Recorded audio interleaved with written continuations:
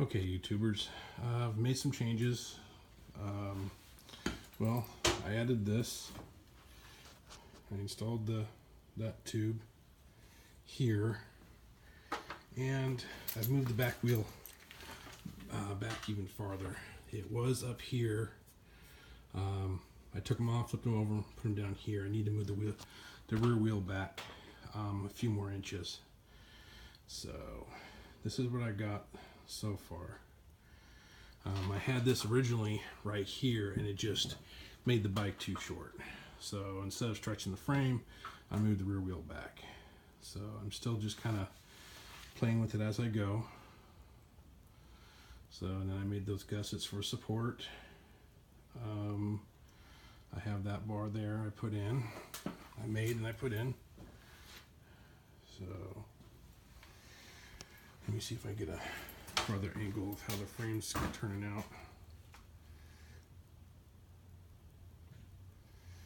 So yeah, this is where I'm at so far. I'm still waiting for my pillow block bearings. It's a Saturday. They're supposed to show up anytime.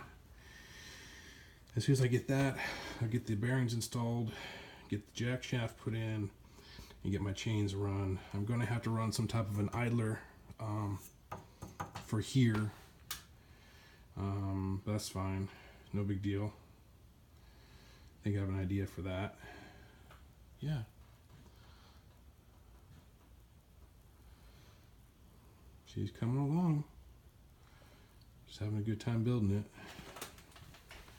So we're doing a lot just to keep her straight and straighten it up. So yeah. I think it's awesome. So I have so much stuff in my garage. There we go.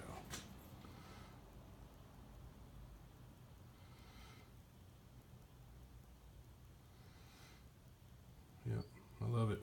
So glad I changed the back, put that new backbone in there. God, it looks pretty straight.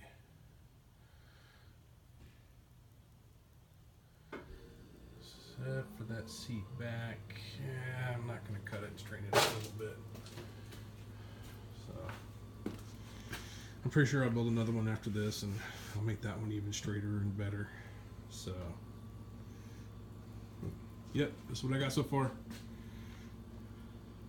Talk to you later.